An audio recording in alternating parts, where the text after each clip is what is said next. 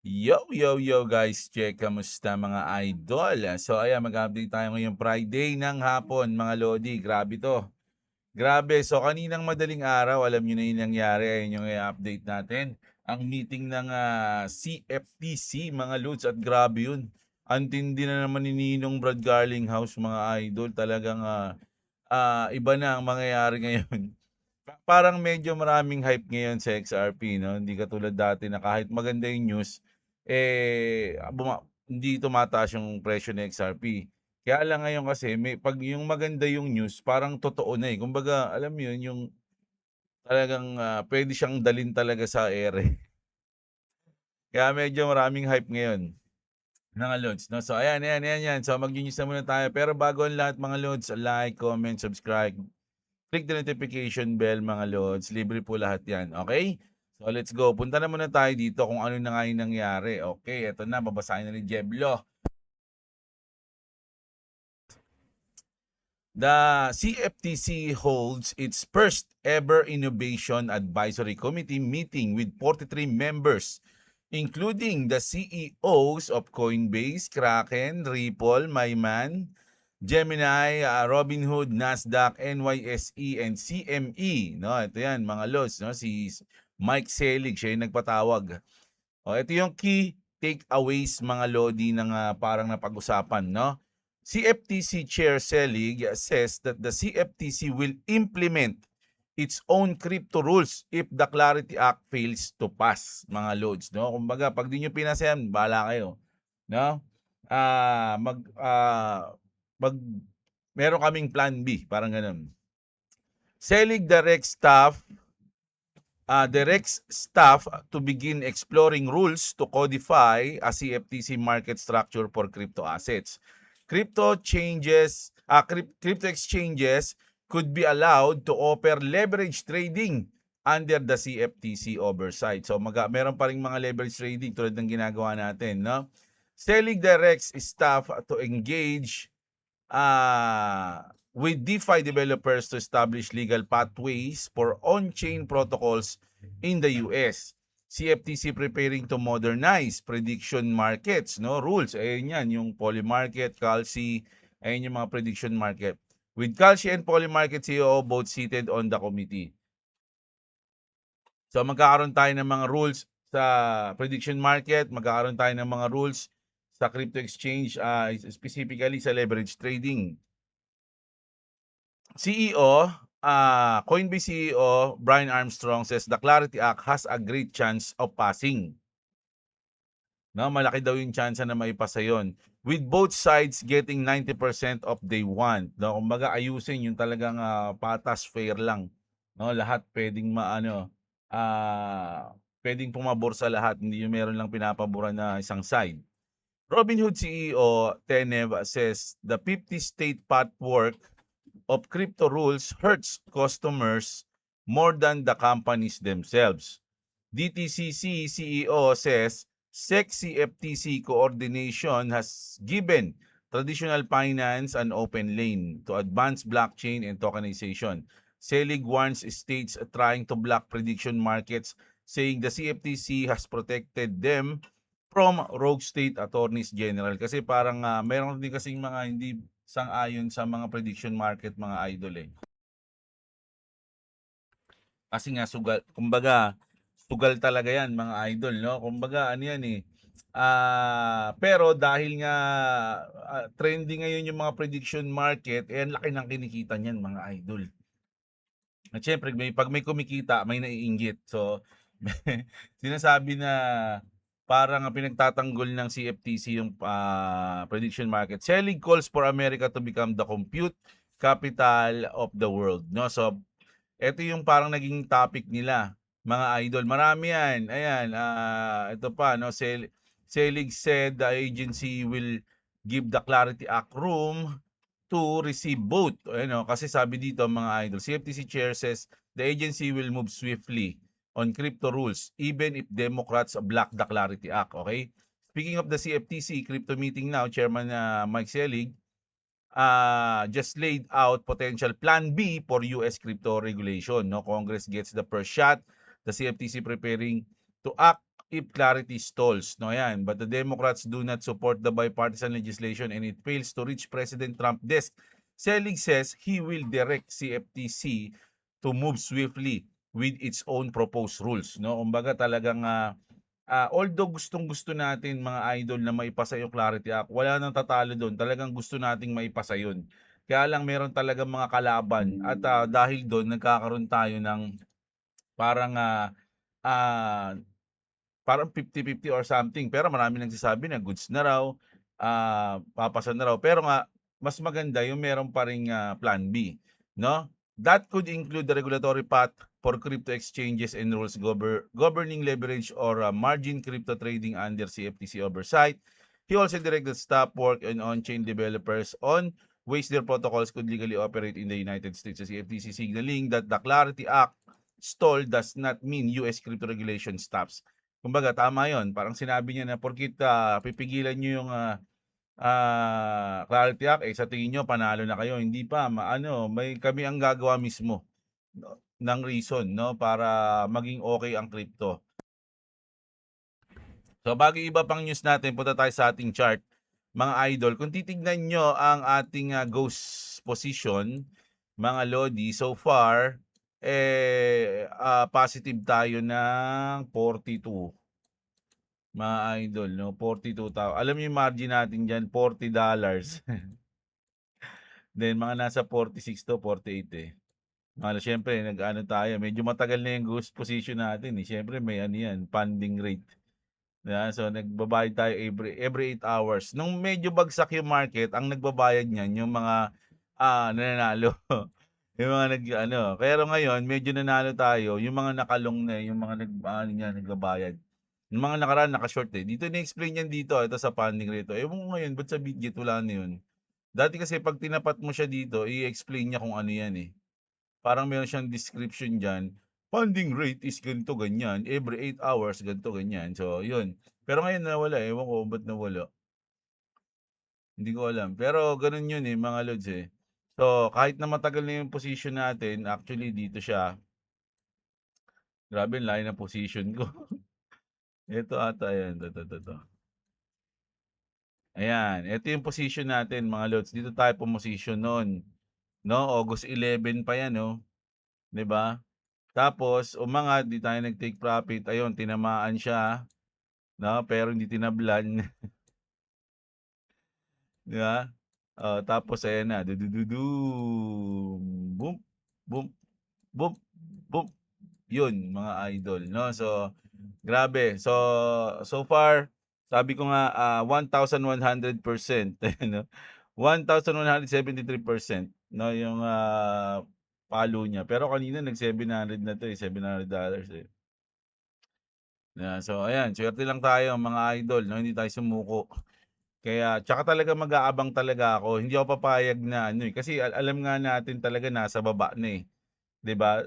Kumbaga for me, hindi ako papayag na wala akong position. Talagang nag-aabang talaga ako ng position. Kasi kung eto man is inabot nga 'to mga idol, kung inabot 'to, mga lods, kung talagang tinamaan chance na wala siya, mag-aabang pa rin ako niyan, puposition pa rin talaga ako niyan mga lods, hindi puwedeng hindi eh. So, yun talaga yun. So, nakatakda na talaga yan mga idol na mangyari sa XRP. Okay, so naniniwala tayo dun, kaya yun. Dream, believe, survive, starstrucks. Ito, ang nag-post na nito sa X mismo is si Mike Selig na. No, follow nga natin si Boss Amo. Ayan, sabi dito mga idol, if Clarity continues to stall because of democratic obstruction, the CFTC will utilize its existing authorities to begin establishing a regime na for crypto asset markets. We owe it to the American people to do so. Ayun yung sinabi niya. So seryoso dito si Mike Selig mga idol, no? No, so talagang kahit di may pasa. Pero talagang for me, gusto ko maipasa eh, no? Maganda lang talaga na meron tayong CFTC chairman na kapag hindi nangyari yung gusto natin, gagawin niya pa rin talaga yung pinaka makakaya niya para mag-continue ang crypto sa Amerika na napakaganda, no? So, na magandang, mga rules, gagawa siya ng mga rules. Ayun yung sinabi niya diyan. Pero siyempre wala pa rin tatalo kung maipapasa yung Clarity Act, 'di ba? Eto, matindi 'to mga idol, kasi ito yung sinabi ni Brad Garlinghouse, eh. Dito mismo sa meeting, 'no? Consumers War Ayan, for diyan nagsalita siya Innovation. diyan mga idol, 'no? At ang lupit ng mga binitawan niya diyan mga lodi, grabe. Nakakatayo ng balahibo yung mga binitawan niya diyan. Sabi dito mga idol, Ripple CEO Brad Garlinghouse says Ripple spent $150 million fighting the SEC. Calls for clear crypto rules in America. Imagine mga idol, gumastos sila ng ganung kalaki para labanan yung SEC at ipakita, no? At ipakita nila na gusto nila ng clearer rules, no? Ripple CEO Brad Garlinghouse is speaking live at today's CFTC Innovation Advisory Committee meeting, putting Ripple's 4-year SEC battle directly in the spotlight, no? And the number he just revealed is massive, sabi niya. Excuse me.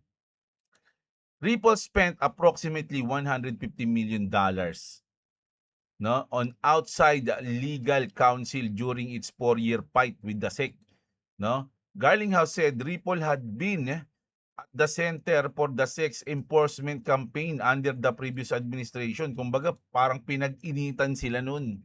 Mga idol, sila yung nasa center, no? Na talagang ito, parang burot sila lagi, parang ganun.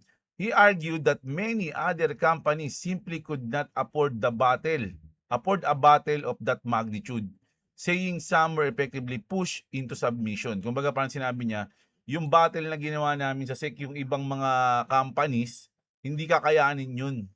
No, yung iba doon talagang sumusuko na lang, nagpapatalo na lang sa SEC dahil hindi nila kaya. Pero yung Ripple, pumalag sila mga idol at bandang huli sila yung nanalo. 'Di ba? Ganun katindi mga lodi. Sabi nga dito, oh, other companies simply could not afford a battle of that magnitude kasi napakatindi raw talaga ng ginawa sa kanila ng SEC. 'Di ba? Pero sila kinaya nila. He revealed kasi 'di ba parang ban sila sa US. So dito parang sinabi niya, he revealed that 80% of Ripple's hiring during those 4 years happened outside the United States kasi nga, mainit sila sa SEC no'n, eh. So, ang mga naging kliyente nila no'n is outside the United States. Halos 80% ng mga client nila is iba't ibang bansa, 'di ba? Illustrating how regulatory, uncertainty push expansion overseas. Kasi do'n, na-appreciate sila. Now, Garlinghouse says the environment has shifted significantly under the current leadership of the White House, which is Daddy Trump, no? And syempre ngayon, yung SEC and CFTC is maganda na rin. Kumbaga, pro-crypto na rin. So dahil doon, napakatindi, no? Kumbaga, parang nag-flip yung coin, eh. From ayaw sa kanila, galit sa kanila, kalaban sila, at biglang naging kampi at naging allied, no? Yung government. So, ang ganda nung nangyari. Ripple wants clear rules of the road that protect consumers. Ayan talaga yung pinagusto ng Ripple, no? Hold companies accountable and give responsible crypto businesses enough certainty to build in America. So, ayun lang naman yung gusto ng Ripple, eh. Protektahan yung mga consumers, tapos maging accountable yung mga companies, at syempre mag-build ng business sa US, mga lods. Ayun lang. 'Di ba? Anong ano doon? Sabi nga nila, level playing field, eh. Lagi sinasabi ni Brad Garlinghouse noon, eh, 'di ba? Kung talagang maganda, eh, di sabay-sabay tayo kumbaga do'n natin malalaman kung sino yung maganda, eh. 'Pag walang paborito, walang kinakampihan, walang kahit ano, patas lang lahat. Oh, do'n natin malalaman 'pag patas lahat kung sino talaga yung maganda, 'di ba, na gamitin, o alam niyo na 'yun, 'di ba? Okey, eto na isa pa sa mga nagiging positive ngayon mga idol, eh, yung mga na-expire na yung mga NDAs ng mga companies. Alam niyo ba yung NDAs, yung non-disclosure agreement? Parang ano yun, halimbawa ikaw partner kita, tapos hindi mo puwedeng pagsabi muna yun, eh, merong specific time para puwede mo na siyang i-announce. Pero for now, hindi mo siya puwedeng isapagsabi kahit kanino. So yung mga specific time na yun, eh, na-e-expire na. Kumbaga puwede lang nilang sabihin. So, isa-isang yung mga companies na partner ng Ripple, bigla nila lang silang nag-a-announce na, "Okey, partner na namin ng Ripple." So, ilang libo 'yan mga idol, libo 'yan. Yung mga partner ng Ripple na may NDAs mga lodi na unti-unti nang everyday na-e-expire yung mga every company, 'di ba? Kumbaga kunyari ngayon magugulat tayo, partner pala ng Ripple 'to, ba't di sinabi dati? Kasi nga may NDA 'yun. So, may specific time kung kailan nila i-a-announce.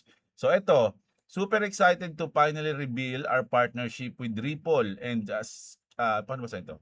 Sika the Credit, na Sikada Credit siguro 'yan, which has been a very long time in works. Clearpool is building out the institutional lending platform for the XRP Ledger. We are gearing up to launch soon, ready for our new chapter. O, di ba?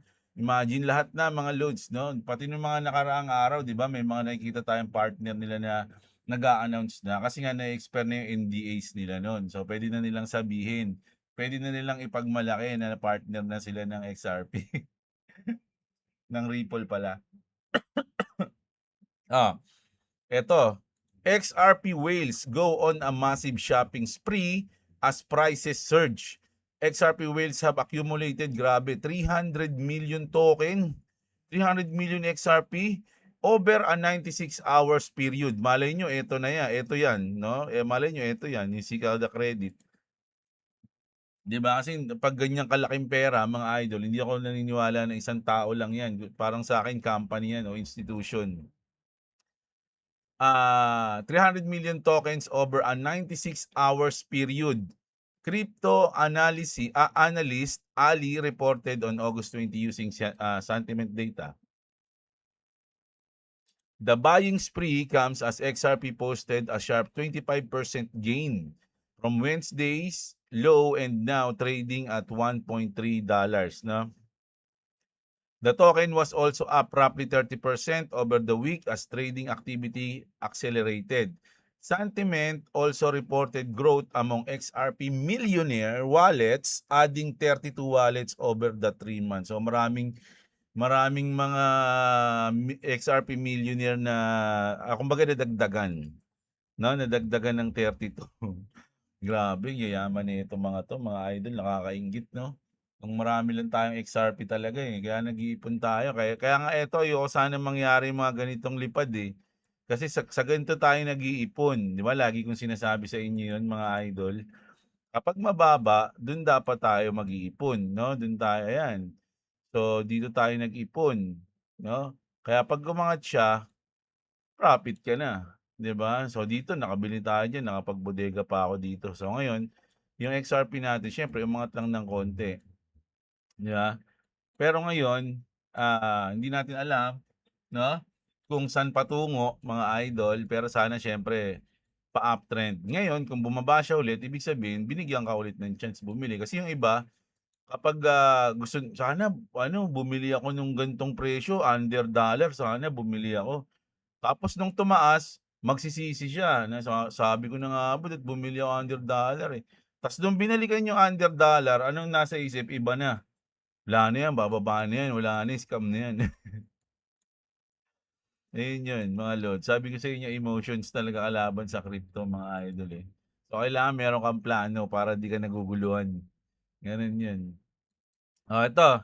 XRP jumps 24% to 1.31 outpacing abroad crypto market rebound. XRP is up to 20%, day 31 on the week with volume surging 250% to 6.24 billion per coin market cap yan. The gain runs well ahead of Bitcoin and Ethereum in a rally lifting the entire market. The move follow the US Treasury expand bond buybacks. The SEC new crypto expansion proposal and a fresh White House push for the Clarity Act. So marami talagang good news ngayon lalo na sa XRP, mga lods. Kumbaga, iniisip nga nila ngayon na parang tapos na, no? Tapos na yung paghihirap ng mga XRP army. Andito na tayo sa part na ah ano na tayo, kumbaga aanihin na natin yung mga pinaghirapan natin, parang gano'n. Mga tiniis natin ng mga nakaraan. unti-unti nang nalilinawan mga idol 'no. Kaya lang sabi nila may September pa, eh. Pero sa tingin ko mga idol, yung September ngayon, hindi masyado maapektuhan yung XRP, Bitcoin or something. Siguro magkakaroon pa rin tayo ng downtrend pero hindi yun talagang malala. For me lang, mga lods, siguro magiging malala lalo na kung mapapasa yung ano, yung Clarity Act ngayong September 15.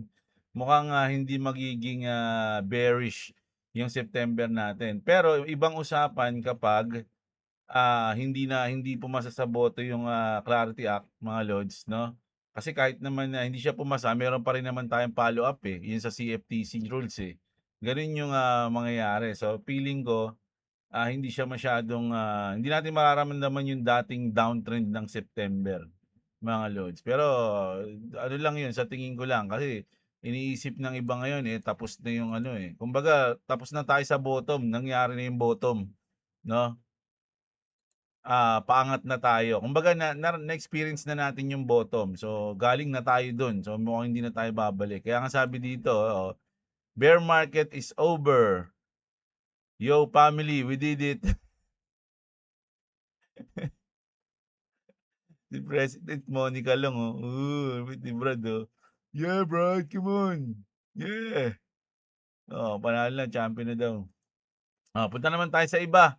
No, punta naman tayo sa ibang mga issue, mga idol, no? Although tapos na tayo dito sa issue ng XRP and sa CFTC. Eto naman, ibang issue naman 'to.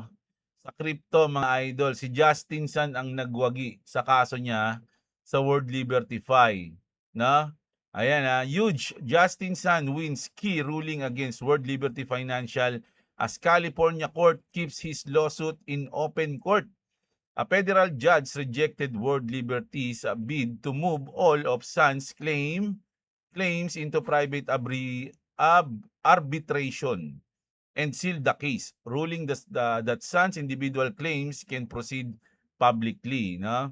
Sun, who was an early investor, pouring 45 million kasi nag-invest si Justin Sun sa World Liberty Pi. Tapos magkaroon sila ng issue, parang nabablock yung kanyang account, hindi siya makapag-withdraw, something na gano'n, no? So, ayun yung parang naging kaso nila diyan.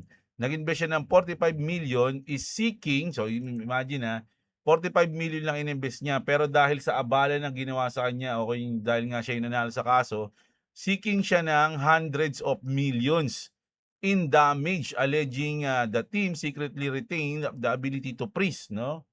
Piniprease yung asset nila, transfer and burn holders token and abuse the same against him. So, ayun. So, siya yung nanalo. So, nagsisik siya ngayon. Siyempre, magpa-follow up din dyan yung World Liberty pa. Marang mag-ano yan. Anong tawag doon? Yung hindi pa matatapos, demanda pa rin sila. Yun.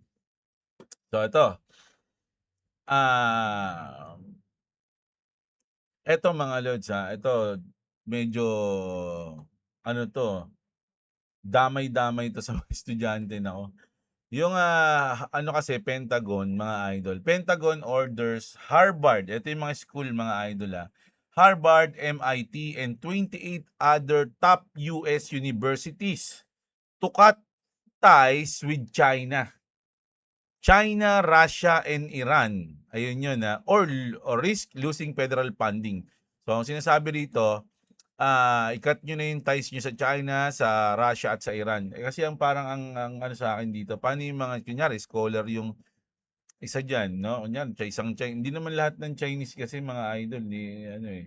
So, nadadamay. Di ba pag nanonood tayo ng mga movie sa US na mga parang school story, di ba laging may Asian doon? Yung Asian do'n medyo cool, eh, di ba? So, eto dahil nga do'n mga lodi, eh, hindi natin alam kung maapektuhan yung pag-aaral nila. Pero kasi yung itong mga bansa na 'to, meron din yang, komunikasyon sa mga school, eh, mga lods. Minsan nagpopondo rin yan sa mga school sa USA, no. Harvard reportedly received more than $60 million from the Beijing and had 140 research partnership involving Chinese military-linked institutions, raising national security concerns. So dahil doon, parang, siyempre nga naman, may mga research sila sa military at andun yung China, mga lord, siyempre parang security concern na yun sa US kasi nga parang nai-spyan sila or something like that, 'di ba? So kaya sinasabi na i-cut niyo na yan mga idol kasi medyo hindi na gumaganda yung, labanan, eh, mga lods, eh. So parang nagiging seryoso na, 'di ba? The schools have until August 31 na lang mga lods, imagine 10 days na lang. May ano ba, 10 days, oh. Oh, ayan lang, eh, oh. 10 days na lang, 'no? August 31 to audit and potentially terminate flag partnership with Washington, intensifies its scrutiny over research, security, and potential technology transfer. So hindi lang Harvard 'yan mga lods, MIT din at 28 other top school, university mga lodi sa US. So nako, medyo mukhang kamot ulo diyan yung ano diyan mga lodi, mga eskwelahan lalo na kung malaki yung tulong sa kanila ng ibang bansa, 'di ba? So sa Pilipinas walang ganyan, eh. Oh, ito naman, mas tayo. Speaking of away-away, mga lods, nakita niyo 'yan? North Korea's 2.5-ton missile arrives in Russia. Ukrainian intelligence says Russia has received North Korea's Hwasong-11C ballistic missile for the first time. Pyongyang claims the heavier missile can carry 2.5-ton warhead, potentially giving Russia access to another heavy strike capability. No, the transfer would mark a significant expansion on the Russia-North Korea military partnership. A new North Korea ballistic missile capability is reportedly entering Russia arsenal. So, alam nyo mga idol, ang nag-focus din tayo kasi sa Iran tsaka sa Israel tsaka US, eh, no? Nakalimutan natin na may war pa din pala yung Russia at Ukraine. At sinasamantala yan ito yung mga ganitong business kasi ang war mga lods, no? Hindi mura yung mga ballistic missile na yan. Million-million dolyar yan lalo na kung ganyan kadami, 'di ba? So business 'yan mga idol. So grabe at, mukhang lalala pa ulit o babalik ulit sa dating, bakbakan yung Ukraine at Russia, mga lods. Kasi ang, tulad nito, yung, Russia ang sumusuporta sa kanila is yung North Korea, pero sa Ukraine naman, di umano, ang sumusuporta sa kanila is yung NATO, 'no? So medyo matindi yun mga idol, naku. Bukod sa malalakas na military power, pera-pera 'to mga idol, 'no? So ayan, ayan, ayan ang ating balita. Ayan ang balita natin ngayong hapon mga lods, 'no? Pero napakaganda ng nangyari ngayon sa meeting ng CFTC. For me, tapos na, 'no, yung ating paghihirap mga idol at, sana nga tuloy-tuloy na 'to, 'no, mga lods, 'no? Kasi siyempre imagine mga idol dati from 0 point something din yung XRP, umabot din siya ng $3 nang wala pa siyang masyadong ano nun mga loads. Kailan yun? 2017. Wala pa siyang mga partnership, ETF, trust bank, at kung ano-ano pa. Kumbaga yung mga partner na yan, onti lang din.